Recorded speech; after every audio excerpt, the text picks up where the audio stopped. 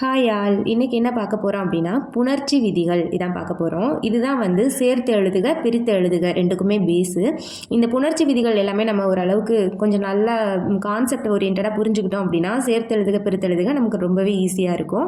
Okay, நம்ம இந்த விதிகள் என்னங்கிறத பார்க்கலாம் வாங்க. ஃபஸ்ட்டு புணர்ச்சி அப்படின்னா என்னென்னு தெரிஞ்சுக்கலாம். புணர்ச்சி அப்படின்னா என்னென்னா சேர்தல் அல்லது இணைதல், அதுதான் பொருள். ஓகேங்களா, சேர்தல் அல்லது இணைதல். இப்போ இதுக்கு எடுத்துக்காட்டு பார்க்கலாம் வாங்க. எடுத்துக்காட்டு பாருங்க, தமிழ் அமுது. இந்த சொல்லை நம்ம பிரித்தோம்னா நமக்கு எப்படி கிடைக்கும்? தமிழ் ப்ளஸ் அமுது அப்படின்னு கிடைக்கும். இப்போ இந்த தமிழ் அப்படிங்கிறது வந்து என்னன்னு சொல்லுவாங்கன்னா நிலைமொழின்னு சொல்லுவாங்க. இந்த ரெண்டு சொற்களை பிரிக்கும் போது வர்ற முதல் எழுத்து இருக்கு இல்லைங்களா, சரி முதல் சொல் இருக்கு இல்லைங்களா, அந்த முதல் சொல்லுக்கு பேர் நிலைமொழி. அதை தொடர்ந்து ப்ளஸ்ஸுக்கு அடுத்து வர்ற அந்த சொல்லுக்கு பேர் வருமொழி. ஓகேங்களா, இப்போ நிலைமொழியோட இந்த இறுதி எழுத்தும் வருமொழியோட முதல் எழுத்தும் சேர்வது அல்லது இணைவதை புணர்ச்சி அப்படின்னு சொல்லுவாங்க. ஓகேங்களா, புரியுதுங்களா? நிலைமொழியோட இறுதி எழுத்தும் வருமொழியோட முதல் எழுத்தும் சேர்வதற்கு பேர் தான் என்னது? புணர்ச்சி. ஓகே, இது புரிஞ்சிருக்கும்னு நினைக்கிறேன். ஓகே, இப்போ புணர்ச்சினா என்னது? ரெண்டு எழுத்துக்கள் சேர்வது தான் புணர்ச்சி. ஓகே, அடுத்து பாருங்க, இந்த புணர்ச்சிங்கிறது ரெண்டு வகைப்படும். புணர்ச்சியில் ரெண்டு வகை இருக்கு. என்னென்ன புணர்ச்சி பாருங்க? இயல்பு புணர்ச்சி, விகார புணர்ச்சி. ஓகேங்களா, ரெண்டு வகை புணர்ச்சியில் ரெண்டு வகை தான் இருக்கு. புணர்ச்சியில் ரெண்டு வகை தான் இருக்கு. ஒன்று இயல்பு புணர்ச்சி, இன்னொன்று விகார புணர்ச்சி. பாருங்க, இயல்பு புணர்ச்சி, விகார புணர்ச்சி.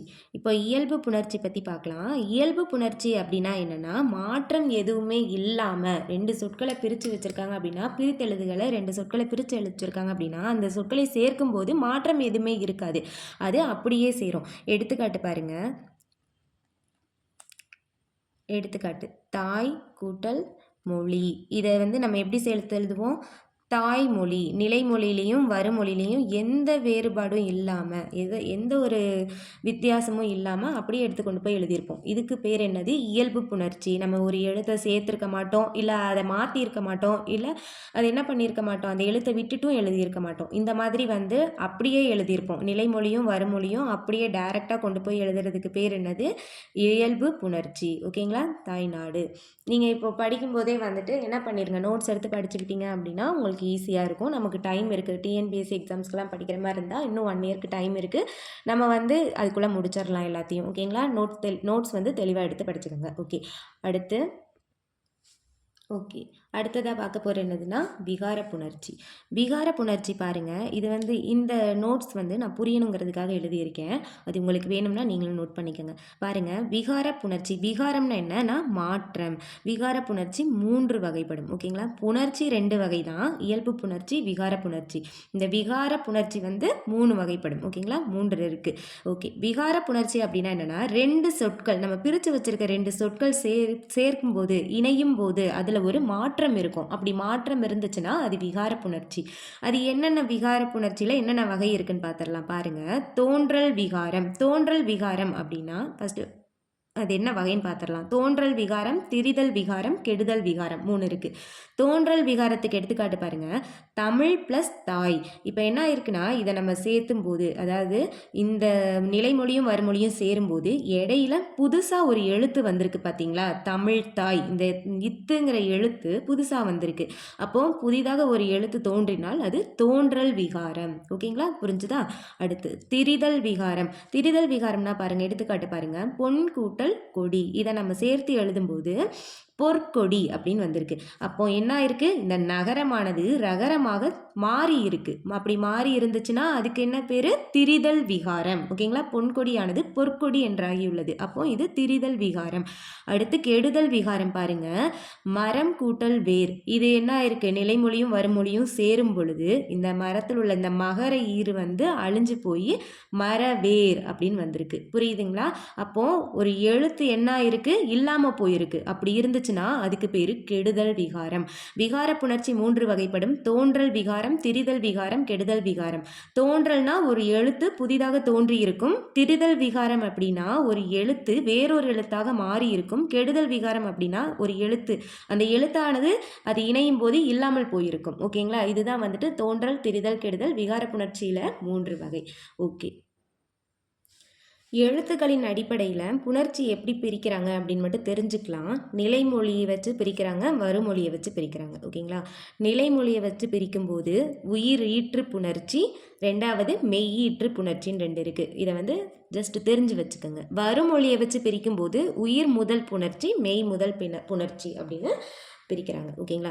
இப்போது நிலைமொழியை வச்சு எப்படி பிரிக்கிறாங்க அப்படின்னு நம்ம பார்க்கலாம். அதுக்கு பேர் வந்து உயிர் ஈற்று புணர்ச்சி. உயிர் ஈற்றுனா உயிர்னா உயிர் எழுத்து, ஈறுனா கடைசியாக வர்றது. அப்போ பாருங்க, உயிர் நிலைமொழியில தான் பார்க்கணும். எப்படி பார்க்கணும்? நிலைமொழியில தான் பார்க்கணும். உயிர் ஈற்று புணர்ச்சி, ஈறுனாவே கடைசியாக பார்க்குறத நிலைமொழியில தான் பார்க்கணும். உயிர் ஈற்று புணர்ச்சினா இந்த சிலையில் லைங்கிறது எப்படி பிரியும்? இல்லு கூட்டல் ஐன்னு பிரியும். ஐங்கிறது என்ன எழுத்து? உயிர் எழுத்து. அப்போ உயிர் எழுத்து வருதுங்களா? இது வந்து உயிர் ஈற்று புணர்ச்சி. இது எப்படி சேரும்? சிலை அழகு அப்படின்னு சேரும்.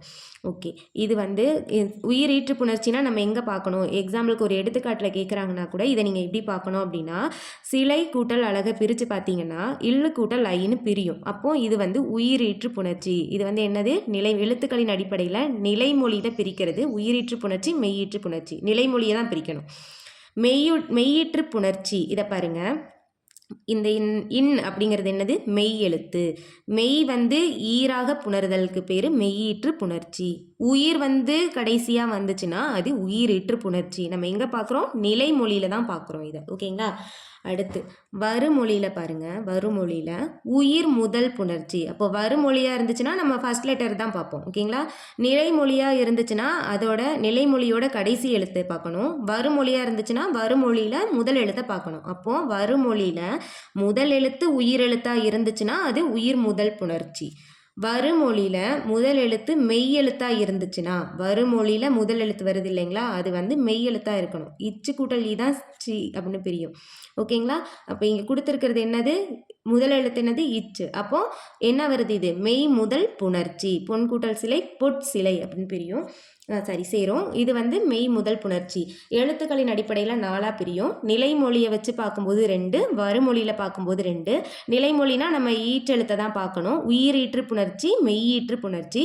அடுத்து வருமொழியாக இருந்துச்சுன்னா நம்ம வந்து வருமொழியோட முதல் எழுத்தை பார்ப்போம். அது என்னது? உயிர் முதல் புணர்ச்சியாக. உயிரெழுத்தாக இருந்துச்சுன்னா உயிர் முதல் புணர்ச்சி, மெய் எழுத்தாக இருந்துச்சுன்னா மெய் முதல் புணர்ச்சி. ஓகேங்களா? இது உங்களுக்கு புரிஞ்சிருக்கும்னு நினைக்கிறேன். நெக்ஸ்ட் பார்க்கலாம். பாருங்க, உடம்படு மெய்ப்புணர்ச்சி அப்படின்னா 2 சொற்களை நிலைமொழியையும் வருமொழியையும் சேர்க்கும்போது, அதாவது நிலைமொழியோட ஈற்றெழுத்து என்னவா இருக்கும்? உயிரெழுத்தாக இருந்து வருமொழியோட முதல் எழுத்து உயிரெழுத்தாக இருந்தால் அது 2ஐயும் நம்ம உச்சரிக்கும் போது உடன்பாடு இல்லாமல் பிரிஞ்சு நிற்கும். அப்படி இல்லாமல் அதை சேர்த்துறதுக்கு நம்ம வந்து 2 எழுத்துக்களை சேர்ப்போம். 2 எழுத்துக்கள். ஓகேங்களா? என்னென்னது? இ, இவ். ஓகேங்களா? இது 2ல் ஏதாவது ஒன்று சேர்த்துவோம். 2 எழுத்துக்கள் தான். உடம்படு மெய் எழுத்துக்கள் 2 தான். இ, இவ் அதை சேர்த்தணும்.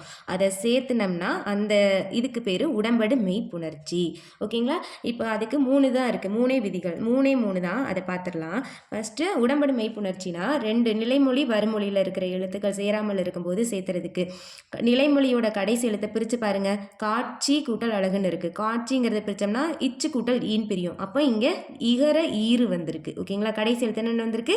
ஈங்கிற உயிரெழுத்து வந்திருக்கு. அப்படி அதுக்கு என்னென்ன இதுன்னு பார்த்துக்கலாம். இ, ஈ, ஐ இந்த 3 இங்கே நம்ம நிலைமொழியோட கடைசி எழுத்தை பிரிக்கும்போது இ, ஈ, ஐ இந்த 3 வந்துச்சுன்னா நம்ம அங்கே எகர ஈரை சேர்த்தணும். ஈங்கிற உடம்படு மெய் எழுத்தை சேர்க்கணும். அப்போ இதை எப்படி சேர்த்தனோம்னா என்னன்னு வரும்? காட்சி கூட்டல் ஈ கூட்டல் அழகுன்னு இருக்கும். நம்ம இந்த புணர்ச்சி விதிகள்லாம் இன்னும் படிக்கல இல்லைங்களா? அதை படிச்சிட்டோம்னா நமக்கு இது ஈஸியாக இருக்கும். காட்சி அழகு அப்படின்னு வரும். அடுத்து இந்த இ, ஐ வந்தால் ஈ சேர்த்தணும். ஏ இந்த நிலைமொழியோட கடைசியாக பிரிக்கிறது ஏன்னு வந்துச்சுன்னா இங்கே பாருங்கள், சே கூட்டல் அடி. இங்கே என்ன இருக்குது? சே. இச்சு கூட்டல் ஏன் வருது. ஏகார ஈர் வந்துச்சுன்னா அங்கே வந்து ஈயும் சேர்த்தலாம், இவ்வும் சேர்த்தலாம். ஓகேங்களா? எடுத்துக்காட்டு சேயடி, சேவடி. மற்ற உயிரெழுத்துக்கள் இந்த 4 எழுத்துக்களை தவிர மற்ற உயிர் எழுத்துக்கள் வந்துச்சுன்னா அங்கே நம்ம இவ் சேர்த்தணும். மா கூட்டல் இலை, மா. இம்மு கூட்டல் ஆ. இது எப்படி பிரியும்? இம்மு கூட்டல் ஆ, மா கூட்டல் இலைன்னு பிரியுங்கள. இந்த ஆங்கிறது உயிர் எழுத்து. அப்போது இந்த மாதிரி மற்ற எழுத்துக்கள் வந்துச்சுன்னா அங்கே நம்ம இவ் சேர்த்தணும். ஓகேங்களா? இப்போ இது புரிஞ்சிருக்கும்னு நினைக்கிறேன். மொத்தமே இவ் 2 தான். ஐ நிலைமொழியோட கடைசி எழுத்தை தான் பிரித்து பார்க்கணும். பிரித்து பார்க்கும்போது அங்கே ஐ வந்துச்சுன்னா நம்ம சேர்த்தணும். ஏகாரம் வந்துச்சுன்னா இவ் ரெண்டுமே அது அந்த இடத்த பொறுத்து நம்ம ரெண்டையுமே சேர்த்துக்கலாம். மற்ற உயிரெழுத்துக்கள் வந்துச்சுன்னா இவ் சேர்த்தணும். இதுதான் உடம்படு மெய்ப்புணர்ச்சி. இது உங்களுக்கு புரிஞ்சிருக்கும்னு நினைக்கிறேன். நெக்ஸ்ட்டு குற்றி எழுகிற புணர்ச்சி பார்க்கலாம். ஓகே, புணர்ச்சி விதிகளில் முக்கியமான 2 விதிகள் பாருங்கள். உயிர்வரின் உட்குரல் மெய்விட்டோடும் உடல் மேல் உயிர் வந்து ஒன்றுவது இயல்பே. இந்த 2 விதியுமே ரொம்ப முக்கியம். ஓகே, நம்ம இப்போ என்ன பார்க்கலாம்னா குற்றி எழுகிற புணர்ச்சி பார்க்கலாம். உடம்படு மெய் புணர்ச்சினா 2 இருக்குது. இவ்வு அந்த 2 எழுத்துக்கள் மட்டும்தான் அதில் சேர்த்த முடியும். எதில் எங்கெங்கே சேர்த்தணும்னு சொல்லிட்டேன். அடுத்து குற்றி எழுகிற புணர்ச்சி பார்க்கலாம். இப்போ எடுத்துக்காட்டு பாருங்கள். மாசற்றார், அதாவது இதை நம்ம பிரிக்கும் போது மாசு கூட்டல் அற்றார் அப்படின்னு இருக்கு இல்லைங்களா. இதில் வந்து நிலைமொழியோட ஈற்றெழுத்து என்னது? சு. இந்த சுங்கிறது குற்றி எழுகிற சொல் ஒன்று. குற்றி எழுகிற சொற்கள் என்னென்ன? குசுடு, துபுரு. இந்த 6 எழுத்துக்களில் ஏதாவது ஒரு எழுத்து வந்து ஈராக இருந்துச்சுன்னா அது குற்றி எழுகிற புணர்ச்சி. இப்போ என்ன ஆகும் அப்படின்னா இதில் விதி பாருங்க. மாசு கூட்டல் அற்றாரில் இந்த சு எப்படி பிரிக்கலாம்? இச்சு கூட்டல் ஊ அப்படின்னு பிரிக்கலாம் இல்லைங்களா. இப்போ என்ன ஆகும்னா குற்றி எழுகிற சொல்லாக இருந்துச்சுன்னா, ஓகேங்களா, இறுதியில் இருக்கிற எழுத்து குற்றி எழுகிற சொல்லாக இருந்துச்சுன்னா வருமொழி முதல் எழுத்து உயிரெழுத்தாக இருக்குது இல்லைங்களா. இதோட புணரும்போது இந்த உகரம் வந்து தான் ஏறிய இந்த மெய்யை மட்டும் விட்டுட்டு இந்த உகரம் வந்து கெட்டு போகும். ஓகேங்களா, உகரம் மறையும், உகரம் போயிடும். இப்போ என்ன வரும்? மா இச்சு கூட்டல் மாச் கூட்டல் அற்றார் அப்படின்னு இருக்கும். புரிஞ்சிச்சிங்களா? இப்போ என்ன ஆகும்? இதுக்கு விதிதான் என்னென்னா உயிர்வரின் உக்குரல் மெய்விட்டோடும். மெய்யை விட்டுட்டு இந்த உக்குரல் என்ன ஆயிரும்? மெய்யை விட்டுட்டு போயிடும். இப்போ மாச் கூட்டல் அற்றார். இப்போ இங்கே என்ன இருக்குது? நிலைமொழி ஈட்டில் ஒரு மெய்யெழுத்து இருக்குது, வருமொழி முதல்ல ஒரு உயிரெழுத்து இருக்குது. அப்போ இது எப்படி சேரும்னா உடல் மேல் உயிர் வந்து ஒன்றுபதி இயல்பே. இந்த விதிப்படி இச்சு கூட்டல் என்னது? மா சற்றார் அப்படின்னு சேர்ந்துடும். அவ்வளோதான். இதுதான் வந்து நம்ம பிரிக்கும்போது குற்றி எழுகிற புணர்ச்சியில் இந்த முடிகிற எழுத்து வந்து குற்றி எழுகிற சொல்லாக இருந்துச்சுன்னா உயிர்வரின் உக்குரல் மெய்விட்டோடுங்கிற விதிப்படி இந்த உகரம் வந்து கெட்டு போயிடும். அதுக்கப்புறம் என்ன ஆகும்னா உடல் மேல் உயிர் வந்து ஒன்றுவது இயல்புங்கிற விதிப்படி என்ன ஆயிரும்? மாசற்றார் அப்படின்னு சேர்ந்துடும். அவ்வளோதான். இதுதான் வந்து குற்றி எழுகிற புணர்ச்சியில் வர்ற முதல் 2 விதிகளை நம்ம படிக்கிறோம். அந்த விதிகள் இதுதான். அதுக்கு அடுத்து வர்றதை அடுத்து பாருங்கள். குற்றி எழுகிற புணர்ச்சியில் செகண்ட் ஒன் பார்க்கலாம். ஃபஸ்ட்டு வந்துட்டு என்ன? 2 உடல் மேல் உயிர் வந்து ஒன்றுவது இயல்பே, உயிர்வரின் நுக்குரல் மெய்விட்டோடும். இந்த 2 விதியை வச்சு மட்டும் பார்த்துருந்தோம். அடுத்து பாருங்கள். இந்த எக்ஸாம்பிள் பாருங்கள். எடுத்துக்காட்டு வீடு கூட்டல் தோட்டம் அப்படின்னு இருக்குது. ஓகேங்களா, வீடு கூட்டல் தோட்டம் அப்படின்னு இருக்குது. இதை வந்து இது என்னது? குற்றி எழுகிற சொல். நிலைமொழியோட கடைசி எழுத்து என்னது? குற்றி எழுகிற சொல் வந்திருக்கு. ஓகேங்களா, இப்போ இதுக்கு நெடில் தொடர் குற்றி எழுகிறம், உயிர் தொடர் குற்றி எழுகிறம் 2 வந்திருந்துச்சு அப்படின்னா, ஓகேங்களா, 2 இருந்து நிலைமொழியில் நெடில் தொடர் குற்றி எழுகிறமும் உயிர் தொடர் குற்றி எழுகிறமும் இருந்துச்சு அப்படின்னா ட ர அப்படிங்கிற அதோட ஒற்று வந்து இரட்டும் அப்படின்னு சொல்லியிருக்காங்க. அப்போ இங்கே என்ன இருக்குது? இட்டு கூட்டல் ஊ இருக்குது. நெடில் தொடர் இது 2 எழுத்து மட்டும் இருக்கும். ஃபஸ்ட் எழுத்து நெடில் எழுத்தாக இருந்துச்சுன்னா அது நெடில் தொடர் குற்றி எழுகிறோம்னு நம்ம படிச்சிருக்கோம். இப்போ என்ன ஆகும்?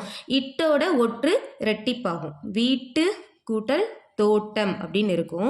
இப்போ இதுக்கு ஒரு விதி இருக்குது. இயல்பினும் விதியினும் நின்ற உயிர் முன் கச தப மிகும். அப்போ இங்கே என்ன இருக்குது? த இருக்குது. அப்போ என்ன ஆகுது அப்படின்னா இதோட என்ன ஆகுது? இதோட மெய்யெழுத்து இங்கே வரும். வீட்டு தோட்டம் அப்படின்னு இது வந்து சேரும். ஓகேங்களா, நெடில் தொடர் குற்றி எழுகிறோம் 2 எழுத்து மட்டும்தான் இருக்கும். ஃபஸ்ட் எழுத்து என்னவா இருக்கும்? நெடில் எழுத்தாக இருக்கும். 2வது எழுத்து குற்றி எழுகிற சொல்லாக இருக்கும். அப்படி இருந்தால் அது நெடில் தொடர் குற்றி எழுகிறோம். இதில் இயல்பினும் விதியினும் நின்ற உயிர் முன் கச தப மிகும் அப்படிங்கிற விதிப்படி இந்த தவோட மெய்யெழுத்து இங்கே தோன்றி வீட்டு தோட்டம் அப்படின்னு வந்திருக்கு. ஓகேங்களா, அடுத்து பாருங்கள். செகண்ட் ஒன் பார்க்கலாம். உயிர் தொடர் குற்றி எழுகிறதுக்கு ஒரு எடுத்துக்காட்டு பார்த்துடலாம். முரடு கூட்டல் காலை. இதை பாருங்கள். இப்போ வந்து நம்ம இப்போ தான் படித்தோம்.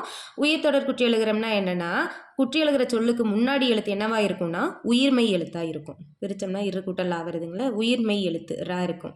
இது வந்து 2 எழுத்து இல்லை, 3 எழுத்து 4 எழுத்து எது வேணால் இருக்கலாம்.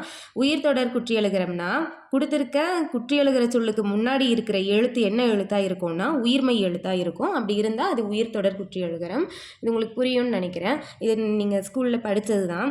பாருங்கள், முரடு கூட்டல் காலைன்னு இப்போ இருக்குது. இது இங்கே வந்து என்ன இருக்குது? இட்டு கூட்டல் ஊன் தான் இருக்குது. ஓகேங்களா, அப்போ என்ன ஆகும்? இந்த டாவோட ஒற்று இரட்டிப்பாகும். அப்போது முரட்டு கூட்டல் காலைன்னு பிரியும். இதுக்கு விதி என்னென்னா இயல்பினும் விதியினும் நின்ற உயிர் முன் கச தப மிகும் விதிப்படி காவோட மெய்யெழுத்து என்னது இக்கு, அது சேர்ந்து இது வந்து இந்த இந்த இது முரடு கூட்டல் காலைங்கிறது முரட்டுக்காலை அப்படின்னு சேரும். ஓகேங்களா, இதுதான் அந்த 2 எக்ஸாம்பிள். ஓகே, அடுத்து பாருங்க, பூப்பெயர் புணர்ச்சி. பூப்பெயர் புணர்ச்சிக்கான நன்னூல் விதி என்னன்னு பார்த்தோம்னா, பூப்பெயர் முன் இன மென்மையும் தோன்றும். எடுத்துக்காட்டு பார்த்தோம்னா புரிஞ்சிடும் நமக்கு.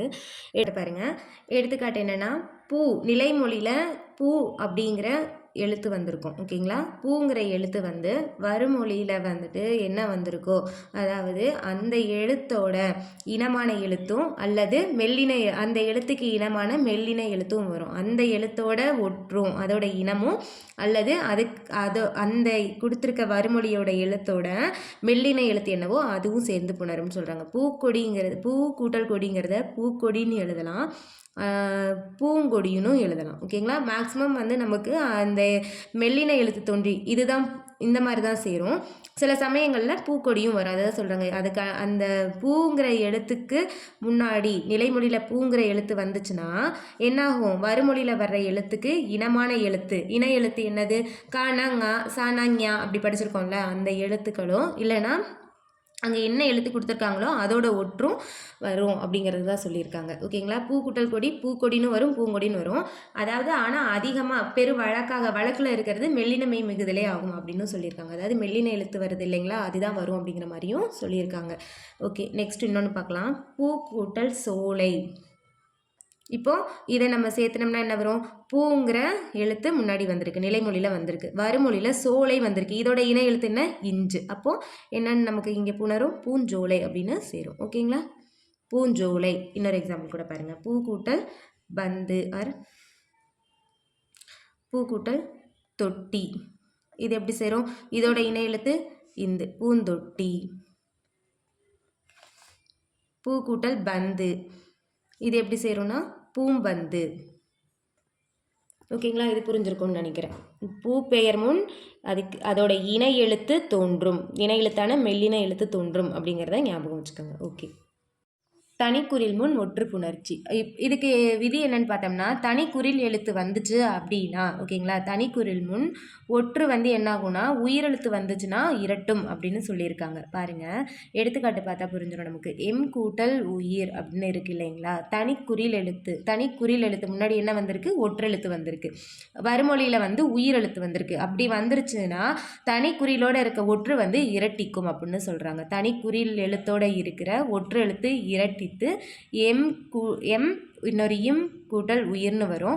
இப்போ உடல் மேல் உயிர் வந்து ஒன்றுவது இயல்பே விதிப்படி எம் உயிர் அப்படின்னு இது சேர்ந்துடும். ஓகேங்களா, இப்போ தனிக்குறில் எழுத்து 2 எழுத்து இருக்குன்னா, இப்போ ஃபஸ்ட் எழுத்து பார்த்தோம்னா தனிக்குறில் எழுத்தாக இருக்கணும், 2வது எழுத்து மெய்யெழுத்தாக இருக்கணும். அப்படி மெய்யெழுத்தாக இருந்துச்சுன்னா அந்த மெய்யெழுத்து வருமொழியில் இருக்க உயிர் எழுத்தோட புணரணும். அப்படின்னா முன்னாடி இருக்க இந்த மெய்யெழுத்து வந்து அந்த ஒற்று வந்து இரட்டிப்பாகும், இம்மு. ஓகேங்களா, இன்னொரு இம் வந்து உயிர்னு வரும். இப்போ இது வந்து உடல் மேல் உயிர் வந்து ஒன்றுவது இயல்பேங்கிற விதிப்படி எம் உயிர் அப்படின்னு ஆயிருக்கும். ஓகேங்களா, இது உங்களுக்கு புரிஞ்சிருக்கும்னு நினைக்கிறேன். பண்பு பெயர் புணர்ச்சி, திசை பெயர் புணர்ச்சி இருக்குது. ஓகேங்களா, அதுக்கப்புறம் மகர ஈற்று புணர்ச்சி இது இருக்குது. இப்போ வந்து பண்பு பெயர் புணர்ச்சியில் ஒரு 7 வகை இருக்குது. ஈறுபோதல், இடையுகரம் ஈயாதல், ஆதி நீடல், அடியகரம் ஐயாதல், தன்னுற்றிரட்டல், முன்னின்ற மெய்த்திருதல், இனமிகள். இதெல்லாம் பார்த்துட்டோம் அப்படின்னா அந்த 2 ஈஸி தான். நம்ம அடுத்த வீடியோவில் இந்த மீதி இருக்க எல்லாத்தையுமே பார்த்துருவோம். ஓகேங்களா, உங்களுக்கு இந்த கண்டென்ட் புரிஞ்சிருக்கும்னு நினைக்கிறேன். இது யூஸ்ஃபுல்லாகவும் இருந்திருக்கும்னு நினைக்கிறேன். இது மாதிரி நிறைய கண்டென்ட் பார்க்குறதுக்கு என்னோட இந்த சேனலை சப்ஸ்கிரைப் பண்ணிக்கோங்க. Thank you, bye bye.